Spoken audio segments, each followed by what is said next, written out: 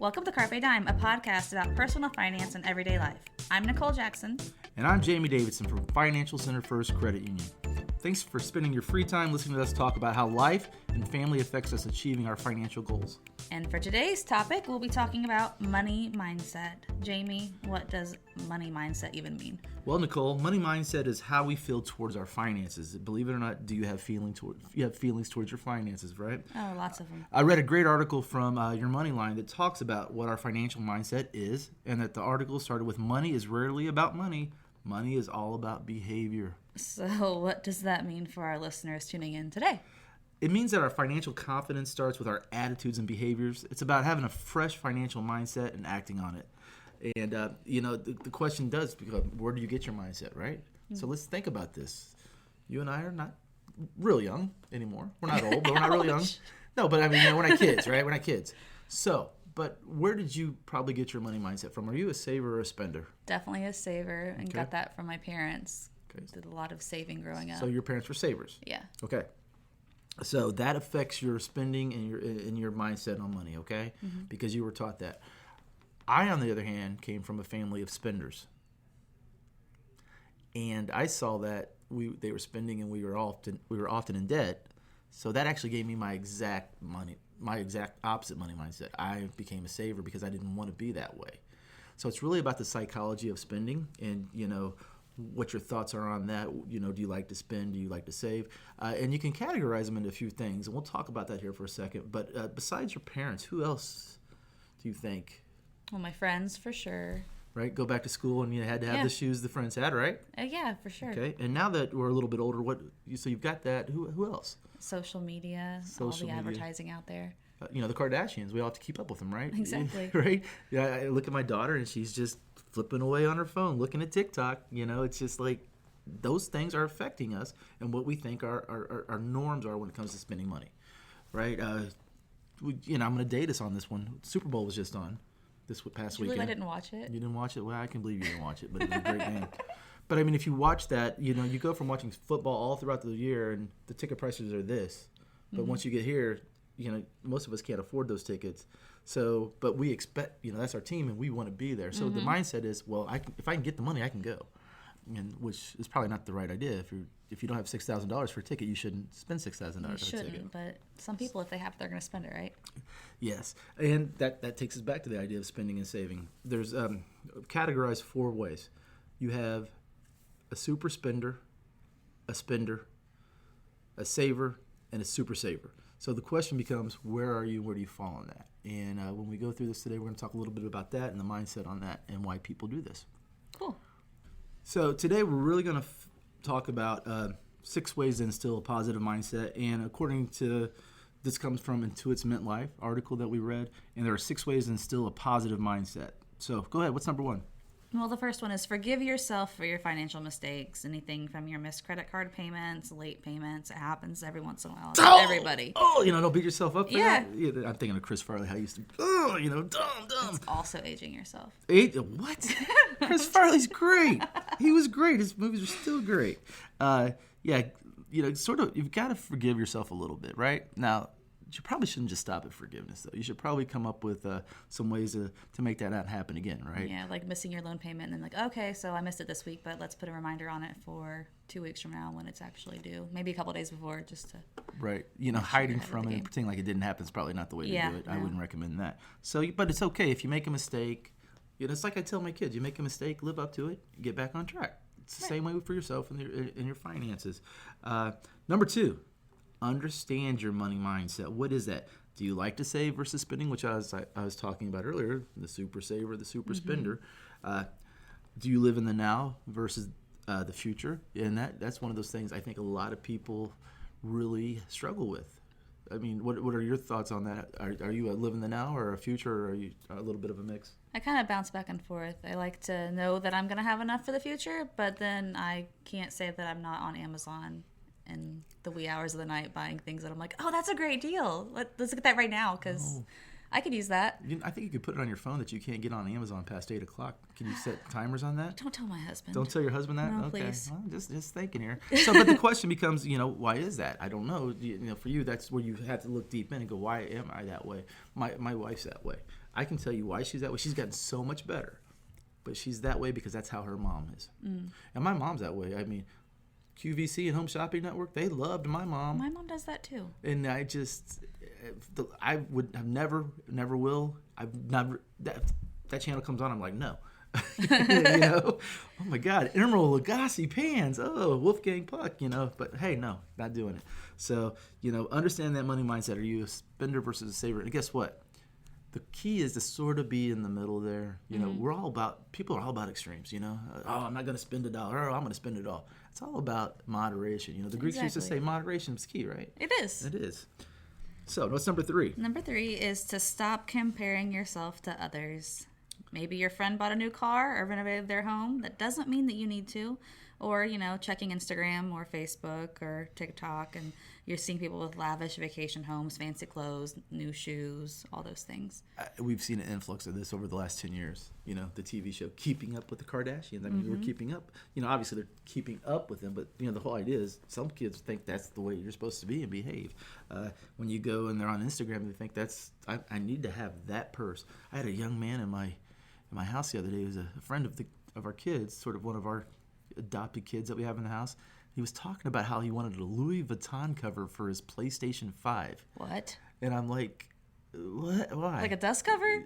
I don't know. And he's like, oh man, that would be so cool. And I'm like, how much is that? And then he said the amount of money. I'm like, what is wrong with you? Where would you even come up with this idea? It was like $25,000. I'm like, why? Why? I mean, come on. So, but that came from somewhere, right? Somebody's saying you should do that. We've seen it with the tennis shoes, right? I mean, tennis shoes, when I was a kid, they got more expensive, but some of these shoes now, they're collector items. I guess these kids, they'll spend $500 on a pair of shoes and sell them for $1,000. Right. So that's the money mindset. And my mindset, it's like, no, we're not spending $500 on any shoes. So number 4 is... Yeah, this is very important, and this is not always easy. This is go as you keep trying and going, but create and maintain good habits. Every year we see a lot of people that do New Year's resolutions, and they're trying to do the right thing. And, it's important to create good habits. That's what you're doing with the resolution, but the big part of it is to maintain that habit. So in order to do this, you need to establish goals. SMART goals is the way to go. SMART is an acronym for specific. So you want to have a specific goal when it comes to your money. You want to be able to measure it. It's measurable. It's achievable. So if I have $0 in a savings account right now, is it probably not achievable to have $10,000 by the end of the month, is it? I wouldn't think so. I mean, not for the a really good job. Not for the average person, right? Yeah. For the average person, no. Is it relevant? Why? Why am I doing this? Example B, we want to go on vacation. Well, it's relevant. We want to go on vacation, so let's set a SMART goal. And then last but not least is time bound. It's really easy to say, hey, I want to save money. And just stop. Well, hell, everybody wants to save money, right? Don't you want to save money? Yeah. What does that mean? Let's come up with a plan for that. Well, according to a Harvard Business Review article, repetition is key in creating and maintaining a good habit. There's a difference between routine and habit. Routines can be uncomfortable at first, but will turn into habits, and then they become more of a natural instinct. Right. I think of a few different things. I think, and this isn't about money, but this is about, habits. Not everybody, but most people, when they get up in the morning, what do they drink? Water? Okay. Coffee, so, yeah. Probably both, right? Yeah. But, you think of coffee, you think morning, waking up, right? That becomes a habit. Right. It becomes your natural habit. If you're not a coffee drinker, it doesn't. But for the majority of coffee, I mean, think about it. You're younger than me, so how old when you really started drinking coffee? Or did you not drink coffee? Oh, I didn't start until I had kids. Okay. So, okay. I mean... Well, I look at my daughter. Yeah. She's 22. She drinks coffee every morning. Has been since she was probably 15. I didn't start doing that until much later in life, But for her, that's become her natural habit. Is that partially, you think, because of the comparing yourself to others and you're seeing people on Instagram and your celebrities drinking for all the them, coffee? it probably is because, your Starbucks is a thing that you can put out there and show people. So, yep. But see how that happens? Not only is that's how it was created, but now that's how it's maintained. So, when it comes to creating those good habits, it's about the same thing. It's okay. If it's spending, I looked at my budget and I ate out too much last month and I went over budget by $100. So I'm going to set my budget and keep it the same, and then I'm going to track it. And then when I track it and I do a good job, I celebrate Not by buying myself something, but I just celebrate internally. I get excited for myself because we always want to reward ourselves. So you find another way to reward yourself. So that's very important when it comes to those good habits. So we're talking about happiness, and that kind of leads into number 5, where you optimize your budget for happiness. Know where your money is going, look at your income and expenses, and create a plan. Yeah, sit down and discuss your steps for financial success. Can't speak today. It's contagious. It's contagious. Discuss your steps for financial success.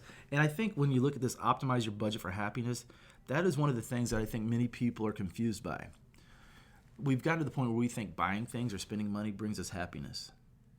And I can tell you, I've worked with a lot of people that have gotten themselves in debt and they're not happy. Mm-hmm. They go for that initial happiness, like, oh, I'm excited, I got this. And then it's sort of like the hangover of the purchase. Mm-hmm. And so it's really important that you're sitting down and organizing your budget so you reach your happiness. It's okay to spend money.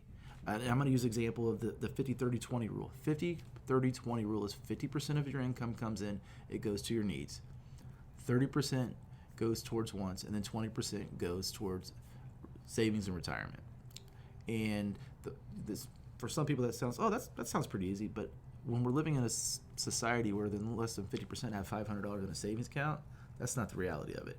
The majority of us, if you looked at their budget, the first thing they're going to cut if they're overspending is they're going to dip into the savings and quit saving. Mm-hmm. And then the next thing they're going to do is they're going to quit paying their debt because, hey, I only have to pay a minimum. I mean, they'll keep paying, but they're going to shrink the amount they pay. Right. So it's really about that moderation and understanding what that is. It's okay to go to Amazon and buy the things that you want or need, mm-hmm. but it has to be within budget.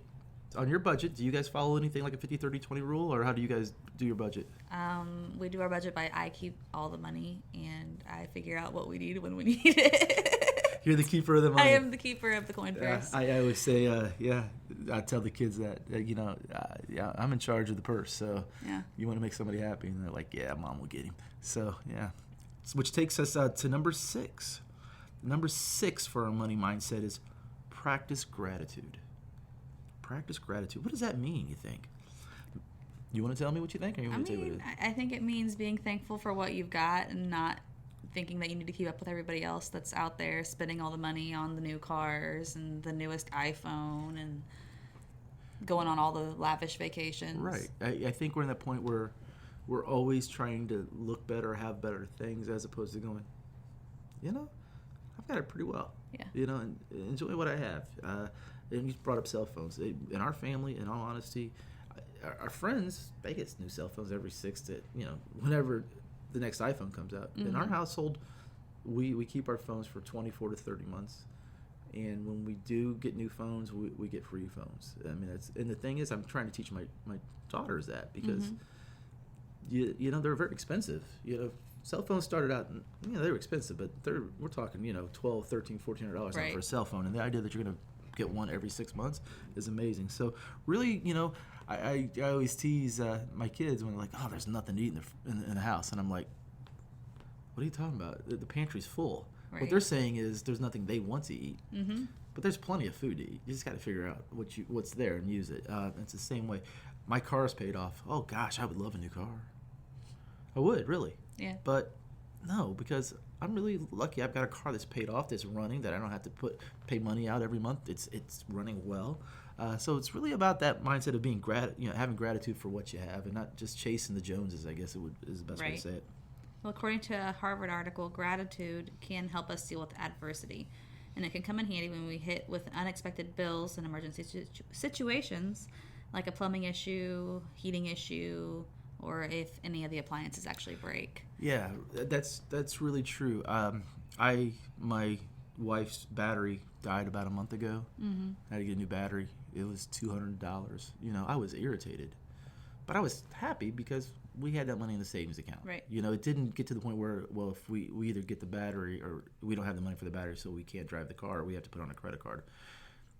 Was I happy we needed a new battery? No. But I was gracious that we had money in the savings account through our budgeting to be able to handle these things. And I tell you what, it didn't create the stress that it might for other people. And that's really what it's about. If you've got those things and you're able to do things, have that gratitude, because it's not always everybody else can. Yeah. That's what we always teach our kids, right? Yeah. Try to anyway. All right, so let's summarize these 6 steps. So, number 1, forgive yourself for financial mistakes. It's okay to make a mistake. It's when you keep doing it over and over and over. Number 2, understand your money mindset, whether you're a super spender, super saver, or somewhere in between. Yeah. Stop comparing yourself to the others because, you're not the Kardashians. Quit trying to keep up. Create and maintain good habits. Number 5, optimize your budget for happiness. And number 6, practice gratitude. Be thankful for what you have, not what you don't. Right. Very good. That's a good one. Nicole, what do you think? Yeah. You think you can put these into place at the home? I think so. I think what's really important, and in my family right now, as we're saying goodbye here in a second, is getting my children to see these things.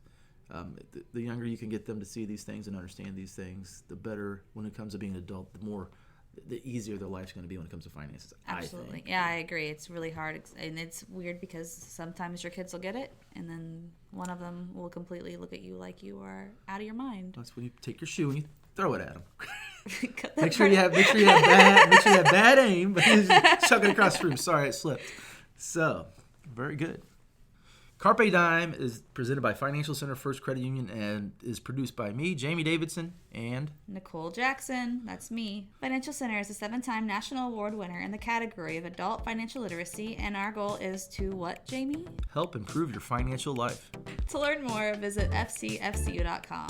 Like what you hear? Subscribe to Spotify, iTunes, SoundCloud, and the All Indiana Podcast Network. Thanks, Nicole, for taking time today to do this with me. Yeah, thanks, Jamie. Thanks for listening, folks. Have a great day. Gratitude is the attitude.